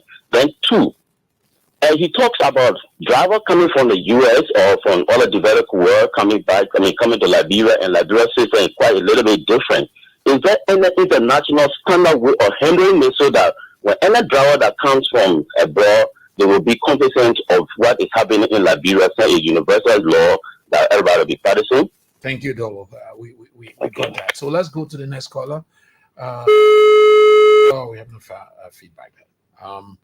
So you can call us on 0772 876481. Are you there, caller? Hello, caller. Yes, good evening. Please tell me your name and where you're calling from. Thank you, Chief. And let me say good evening to the many listeners following the broadcast. My name is William Covey, and I joined today's conversation from the issue today. My question to make my point. Let me ask the answer. How much for offense? If I'm riding motorbike and I have all of my equipment on me, only him I have on my motorbike, and police pull me over, how much will they charge me for that one offense that I've caused on the traffic, right? Because we see police officers, if it just comes to one offense, they look at it. So we're having some difficulties with the land, but I think I heard you talk about how much is the offense. If you pick up a passenger My comment is that if you have a passenger and then you give the helmet to the passenger, you have to keep the arm, and the person took it off their head and you hold it in their hand, you reach to a jump. Why the police cannot press it over? Because that is less simple for everybody. The person is an adult. When you get with the person, that's transport. You transfer a crime now. That would be against the constitution. Because there's no crime is transferable. Then I think you transfer the crime to the officer. I think that is bad. Okay. Thank you. Okay. Thank you. I hope the councillor picked it up. Okay, so let's go to the next caller. Is there a caller around? Hello. Yeah. You gotta get away from the pressing with the megaphone. Yeah, I'm happy to be on the show today. Hello, my name is Henry Siema Moluba. So fair, I call for the commercial state law red light. Go ahead. Yes, sir. I have a question for the brother in the citizen studio. You know, I have a problem around 17th Street, the crosswalk, and then there was an old lady that was trying to cross the road, and then the police were on the other side, and then they said, you're on the other side, directing traffic, mistakenly I keep the crosser. He gave me a ticket for $2,500. I paid the ticket, I want to send you the mail. My lesson is not to send you. I paid the ticket, I got service, I got a ticket, but I didn't get my lesson. Yeah, I'm not getting my lesson back to send you. Okay. He heard you. Let's go to the next caller. He will answer you. Next caller. Hello. Hello, caller. Call us on 0772876481. Hello, caller. Hello? Yes, please tell me your name and where you're calling from. Yes, I'm calling from Labasi. Hello? You're calling from Lagbasi. Please go ahead. Yes. Yeah, my cousin here. Oh, after I'm calling from ELBC, yeah? Yes, please go ahead. This is ELBC. I'm calling from Labasi office. My concern is what I mean the government is doing with gas sellers that are on the streets. We they pay their structures and they come on the sidewalk. So you as the pedestrian, when you come in, you see the gas, giving gas, you're not getting on the road. I think we need people in America to come in. So it's a risk for us. Where one plumber over there, one plumber, the gas and black area. We heard you gas and other people peddling on the sidewalks, not allowing the pedestrians to use the sidewalk but have to get on the road. Let's go back to the telephone and take the next. Hello, caller. So let's go to the next one. Hello, caller. Hello. Yes, please tell me your name and where you calling from. My name is Alfonso Senu. I call you from Johnson Street. Let's hear you, Alfonso. Okay, I want to thank the councillor institute tonight, for the explanation. But I had a question. Please do. I am a taxi driver, and a police officer gave me a ticket. So when you give me ticket, I will go for the challenge. If I win the challenge, what become the punishment of the policeman that wasted my time? Okay. Yeah, he punished you and you want him, so you should get some punishment for wasting your time. That's what you were saying. So let's go back to the telephone line. Hello, caller. Caller, are you there? All right. You can call us on 0772-876481. 0772-876481. Yeah, I'm here. Thank you. Yes. Hello? Yes, hello. Please go ahead. Yeah, thank you so much for taking me on your show. I'm calling the show from Ganta City, Nimakante. I'm Pastor N. Winston Guano. Go ahead, Pastor Guano. Thank you so much. The show, I just want to appreciate the host and in studio who is giving us the better information tonight concerning the traffic. And thank God he's a traffic judge. I think if we continue with the show as such, we'll be pulling and hauling. So I think the best way we can be helped by the both police and the traffic judge is to start to sometimes open some workshops that we can invite some of those drivers and then the police and the judges for traffic can collaborate and then conduct some workshop and then come up with some training, and then we'll start to to integrate those drivers to understand some of those rules, the do's and don'ts of traffic. I think it will be very much helpful to us. Thank you. My recommendation can be accepted. Yes, thank you very much. Let's go to the next caller. Hello, caller. Yeah, call us on 0772. Hello? Yes, please move away from the noise. I'm calling from Cowell. Yes, please go ahead. My prayer is I want to know, like for instance, I'm rather kicking or Kerala, and then maybe I'm violating, putting a breast me. He has my leg, I don't have legs, and then he pack my bag. And I'm praying that he's going to give me a ticket, and then he pack my bag. If I don't keep my bag with me, yeah, I have a ticket, he's going to give me a ticket. Okay. I want to ask, and the question I want to ask. Okay. All right, we hear you. Now, please, when you're calling, please get away from the noise. Walk away a little bit from the noise. You can call, reduce your monitor if you have one on, and then we can have a good conversation. Let's go to the line again. Hello, caller. Hello. Yes. Please tell me your name and where you're calling from. Okay, my name is Lorenzo Tobo, and I'm calling from Brother District 15. Let's hear you. Yeah, two quick concerns to your student guests. Your student made direct reference to Europe or the Western region of Bolivia. When you pull over in Europe and the police ask for a exclusion, insurance, and driver license, you want to a squad car to run you through the system in over 2-3 minutes back to you to tell you you're okay or not. But you see, at times when you present a driver license and a document, it is correct. The police also walk from the car. How the document your driver license, go down in the middle of the road, start with the traffic, without talking to him. When your people was 2-3 minutes, they walk in the car. There are times you see rather all the cars starting to be because other guys say, where are status? Everything okay? He said yes. Then the police was staying in the middle of the road, acting like he got nothing to do with you. Just there waiting for them. 2-3 minutes, 5 minutes, just there waiting.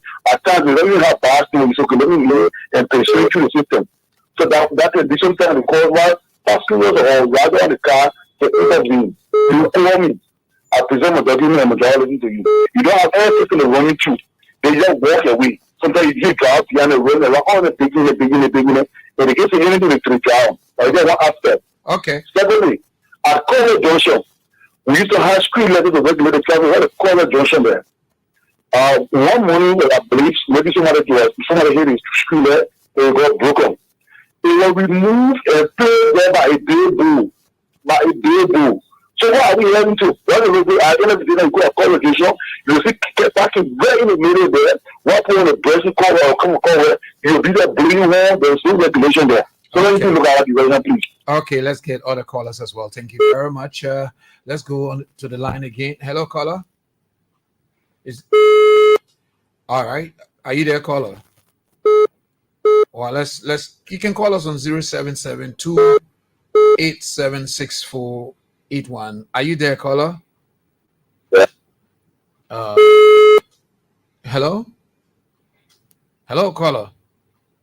Okay, you have call us on 0772 876481. Hello, please lower your monitor. Hello. Once I'm hearing myself, I will not speak to you. Please lower the monitor. So we take the next caller. Hello. Hello. Yes, please tell me your name and where you calling from. No, you are in the noise. Let's take the next caller. Hello, caller. When you call, please leave the noise. Please leave the noise when you call. Please lower the volume of your receiver. Hello? Yeah, hello. Please tell me your name and where you calling from. Hello, sir. Tell me your name and where you calling from. Yeah. There's a bus of the ELMA junction. If the bus is there, attended to park and put passengers down and well, PD officer arresting people there, pay annual account to the bus stop. So I please want to come out to see a judge situation. Well, I hope he got it. So okay, yeah, I think he got it. Let's get to the next caller. Okay, so call us on 0772 876481. Let's go. Hello. Yeah, your name and where you calling from? Yeah, good evening. My name is James Tano and I'm calling from Dwazon. Tano, let's hear you. Yeah, I want to say thank you so much to the Council Studio as is there. We're listening to you. Well, if we've lost you, then you will be our last caller for tonight. Hello. No, we're having difficulties with you. I think that's okay. We've listened to a couple of calls. Let's hope that some of your concerns are represented in the questions that were asked. So it's back to you, Council. Okay, thank you very much, and we continue. You know, the first guy that called talk about the tool system. You know, the tool system is good, but to collect money from the tool, you know, you gotta be sincere, like collecting revenue too. There must be a system put into place. And if we say, for example, I will get specific, he will talk about one representative in his county. One thing, let me just make this clear. Nobody is to build private road except in your compound. You know what I'm saying? Only in your compound you supposed to have your private road. Like maybe you can decide to pull your coon, you say before you get to your house, you will turn around your horse 5 times before you can enter. But on the main road, no. Road leading to go to your house is not your road. Roads are always public road. You know what I'm saying? So you cannot build a tool system on any public road. So for that, if we want to set the Monrovia route highway, I'll be specific. One good place, because when you want to build a tool, you got to build a tool in an area that cannot be bypassed. And as a result, you got to get monitored there to know. For example, when 10 car pass and you collecting $100 from one car, when 10 car pass, and at 10 times 100, right? Mm-hmm. When 20 car pass, the person are there. When you just check the number, you're on a job just to check the number of cars that will pass, and then you tell the man say you are to the place and 20 car pass, pay the money, right? Yes. But you got to get a sincere system. You got to have a system that will be monitored at that too. So if you ask me where you want to be, I'll recommend that tool be placed on the Monrovia highway when the road is completed, so that it can be used for the maintenance of the road. You understand? And the purpose of tool is for 2 reasons. 1, it could be for commercial, and 2, it could be to decongest traffic. So the commercial purpose, I give you common example. You build one road from here, Monrovia straight, and that road you put a tool on it. And I mean, separate from the Tubman Boulevard, just build another small road. You put 2 tools on that road. There will be more people passing that road to get the town faster as compared to you just leave the Tubman Boulevard open and people be sitting in the traffic. So if there were a way to even put 2 on the middle of the road, allow people to pass to pay 2, they will be paying 2 to go to town, because 2 is there to get people to their shorter distance fast, as compared to other things. And then in developed country, they build 2 that from here. I will give you an example. You build 2 from here to one county. I don't want to name which county I can name it. Any county, you make a shortcut from here to the county. You put 2 on the road. Some people knowing that there will be development in that area, so they can project like 20 years from now, the place open, they will just put 2 there, the money we use. By that time, it will develop the road more. So that's the purpose for 2. So, but putting 2 on some kind of road here, that's government, pure government thing. The second person, William, asked for the offense. How much for the offense? The offense, it depends on the offense that you're committing. Because if you driving car and you don't have driver lesson, the offense is punishable by $500 or 6 months in jail or both. But you see, when laws are made, there are 2 things you take into consideration. 1, the intent of the law, and 2, the spirit. Because like in the West, those who in the West, trust me, you got people on the line from the diaspora. When you leave your house, you are being monitored. You understand? You are being monitored. So the system is monitoring you, and the law is being enforced to the letter. But yet, we can enforce the law by the spirit, not the actual intent. You understand? So that man, excuse me, that your brother here, man, that your cousin here, and, this kind of things, and, yes. So for that, that's the answer I got for the offense. The offense, it depends on the offense. Like, there are some people, I don't want to call that category of people. They register one vehicle and they get 3 or 4 in a year. When they're ready to go, they loosen the license plate, they put on another one. That's a great offense. To transfer plates, it's a great offense. A punishable of $1,000 US, 6 months imprisonment or both. So if we have a system, because every vehicle should be unique with a registration. You can't register the car when you're ready to go because you get 3 cars, you loosen the license plate, you put on another car, you go. That's fraud. So the offenses punishment is different. The punishments are different. Mulbah talk about the crosswalk. When you're on the crosswalk, the Zina Mulbah talk about you're on the crosswalk and issue a ticket, you pay for the ticket and you can't get a driver lesson. Let him go. Those are when you go to the ticketing office and get that complaint. Apparently, you won't come to the scene. Some people, when they pay for the lesson, they know where to go collect that lesson from. So the education should be the police officer should tell the person, say, oh, when you pay for your ticket, go to so place. When you pay for your ticket, go to FBS, you get a lesson there. You understand? Then the person will be in the know where to get a driver lesson for. That gas setting in the streets, we all know. Not only gas people want setting in the street, petty trader all in the street. We know they're not proper, but now, when you try, that me, I'm not here to talk, the other thing, I'm just here to educate. When you go tell gas seller, you get a response. So that government regulation. If I want to talk about the ticket issue, and you win when you win ticket, they issue ticket and you win the ticket. The first thing, most of the time, when you ask the mayor who they issue ticket, when you ask what you can do in the street, he said, I can't look for money. Officer, what you can do in the street, I came to ensure that the traffic is regulated. So their objectives are 2 different things. So because you're looking for money, the keke rattle. Sometimes they get parked, they towards the keke. Because they're looking for money. But you embarrassing, you impeding the traffic. And the policeman there is watching the ticket. He's watching the traffic from way up, seeing you violating. So that's two objectives. So when you win it, that's it. But to go win that thing, the more the man looking up to, you know what the man looking for. If somebody interview you, ask you, you don't know what they're looking for.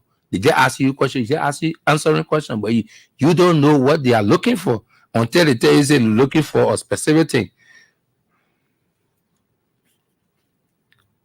Then somebody talk about they park their back and they don't get any ticket. And sometimes when the offense is grave, when they park you, they got to get in touch. Not all the officers got ticket book. Sometimes they get in touch with the other person. That's where some people get annoyed. Because Fabian may have ticket book and you want to issue ticket. You got to, maybe it's Fabian just walk on the other side to my place to go issue ticket. So they may got to wait, or that waiting period that more librarian have patience for. So they will start costing law and take. And to talk about the pulling over, the pulling over or driver, he try to compare with the American system, the Western system. You got, I can say the American system and West, America the West. We are also trying to get our system to the West. Look, we'll get it, but we'll find. In the West, when they ready to issue a ticket, the ticket is right in the car with the police officer. The computer is there. They put the information in. So when they issue a ticket in Sano, and you think say you come to Bapolu, your information there is there. When they issue a ticket in Kemo, you go way to Maryland to go drop your information there. You understand? So we trying to, we haven't getting there. So, but that's where we need to organize. Like my sister said, there's a need for exchange, educational purpose. We're waiting, and she said she will provide the first 100 flyers. I will not forget the place because she said we'll get in touch with you, sir, so we can start the process. Yeah, we got to start the ball rolling. Then that car with attention where the people move. That one, the level there, and they remove the level. If the level somewhere, the level remove. How you know that level there? So people kind of no more level there again. So that people there. But if we have traffic lights, traffic lights can help to regulate the traffic. And I will tell you, we can sit here from now to midnight. I will keep explaining and telling you more things that we got to do. For example, the stop sign. The stop signs are the major intersection. All of the intersections supposed to have stop sign, or you treat it as a stop sign. So when you get to an intersection, you're not supposed to slow down. For example, Cinco area, you got crosswalk, you get the avenue crossing with the street, First Street, Second Street, up to 24th Street. Where the car crossing with a street and an avenue is a four-way. When four person arrive, when you arrive there, you stop. You know nobody coming, you cross. When two persons arrive together, one person got to get a friend chance. You arrive there, you cross. When three persons arrive, we all will arrive. If possible, four all arrive together. The law say it should be first come, first serve. But then, if I was at the point first and you can't meet me there, time for me to move because you coming and I see you coming on speed, I say, man, you got to give me a chance to go. The how accident get occur because people claiming right. In the traffic, all people can claim right. I supposed to go first.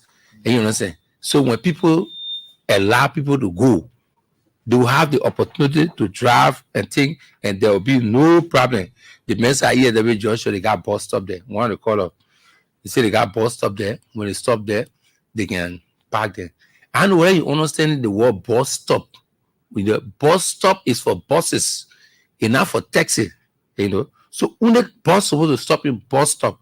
So when the bus stop there, not because like bro, you get buses running up and down like keke plenty or motorbike plenty, the buses will come in the future. So when you pay road, that feature you think about. So they put the bus stop there so that feature time that the bus will stop. So you don't have no rest stop in there because that place was intended for bus, you know. And so far, these are the questions that were asked by the public. And Thank you. Yeah. It's been such a well. Let me not pass the verdict. Let me just send it back to the panelists. A minute only for closing. We are almost there. I think you've had time to ask your questions, and the public has also asked theirs and gotten answers. So let's take a minute each to close. Thank you. I'll go first because it's almost way past time here now. But again, Councillor, thank you very much for all. In fact, I think to be a judge, the patient level is past mark. To be honest with you, because if I was in there, I'll be throwing book at people all day. But your patient level past mark. But we really do appreciate it. As young as you are serving that capacity, not only are you trying to help Liberians to move forward, but that you're also providing valuable information. What I will as an engineer, and I've been in Liberia, I've done some engineering work in Liberia. Most of the time, I hope you take this into consideration as you bring these people in your court to have these conversations. Most of the time, these people that are driving, the road, the executive, and I'm separating you from the executive now. The executive, when they do these roads, they don't provide shoulder where the driver, passenger car will come and park on the side, and you still have traffic, and the person will be able to debug the text or something to get out. They don't have space. They don't have shoulder. Okay? Usually, it's right to have no shoulder in some cases. But in an urban area, you should be able to have a shoulder anywhere from 4 to 6 feet, so that the people will be able to. But the executive, when they build these roads, they don't provide shoulder. So I will hope when these people come out and say, I don't have place to park, that you will understand, because the road itself, they're 24 foot wide, 12 going, 12 coming.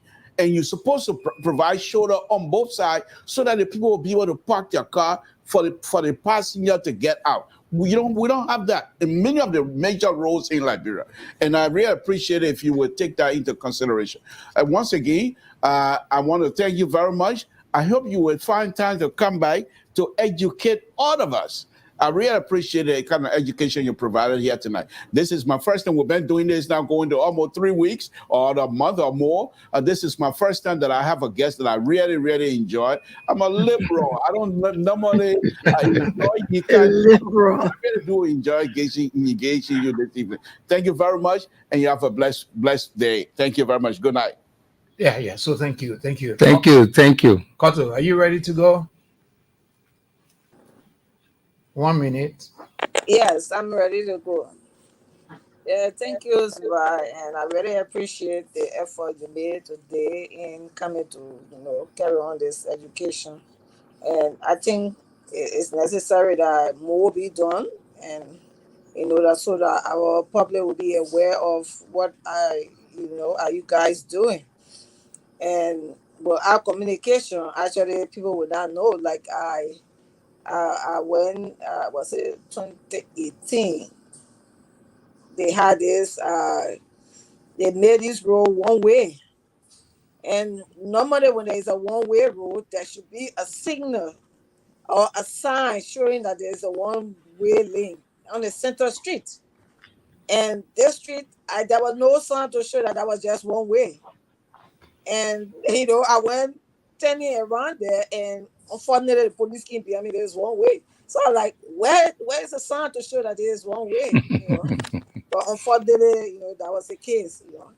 But I mean, education is all we can carry on. Like I said, I take the initiative. I will do the first 100, like I promised. I will do the first 100. And the thing is, we just have to continue educating. If it means jingles, Thank you very much. flyers, and whatever means we can use to educate our people. Our education, people will not know. And like they want to tell you by sign, you will have to, even if they are people that are blind, there should be way that it should be, highlighted that there's a sign, somewhere which we are behind time. But at least the signboard will show that there is one way at least.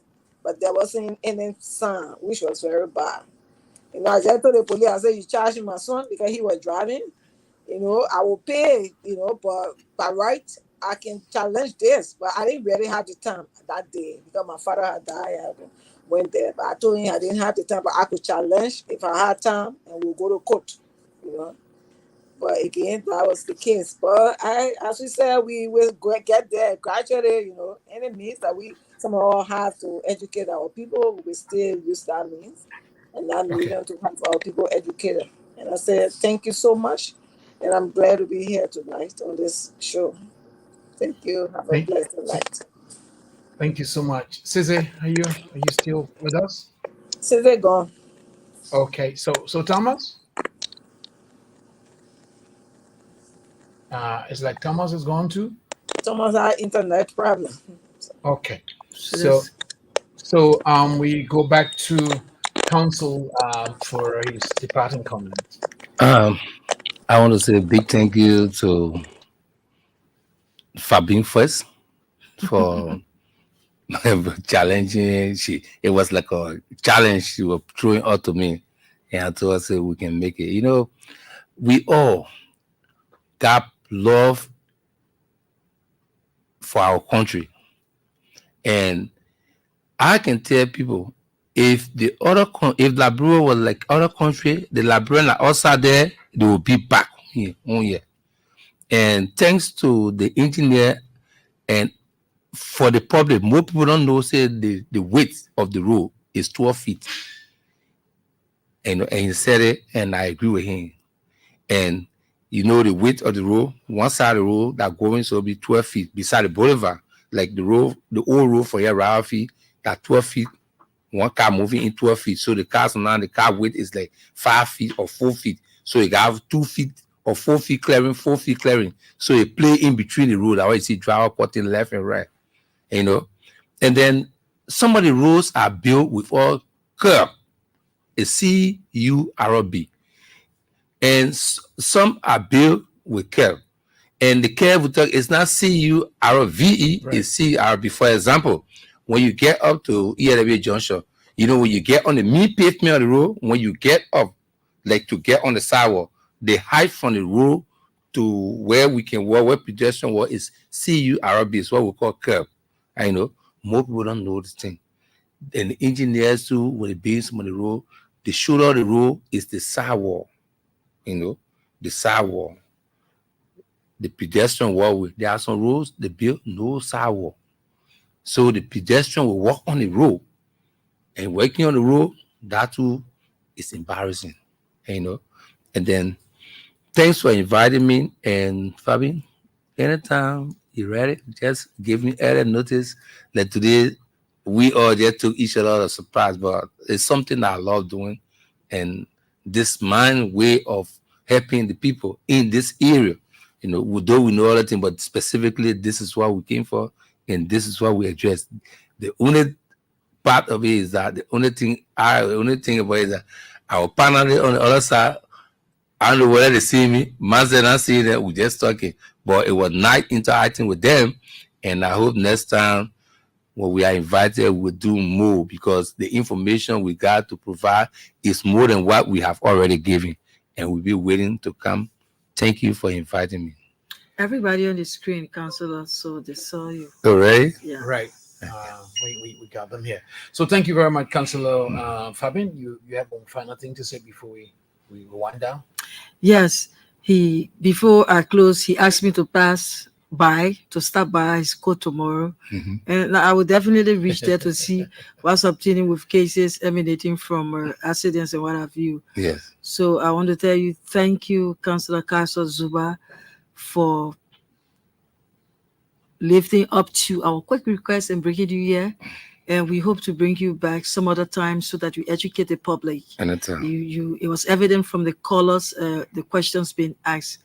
And so to our many callers and listeners and to our panelists, we want to say thank you tonight for this edition. And tomorrow, God's willing, as usual, we'll be back. Thank you. Thank you very much. Just like the Libra said, we say special thanks for being for teaching all these legal things that we didn't know you want to stand and fight when you have no reason to fight. Thank you so much for coming. Join us tomorrow evening, 8 o'clock, for a brand new edition of Nightline Liberia. Have a great time.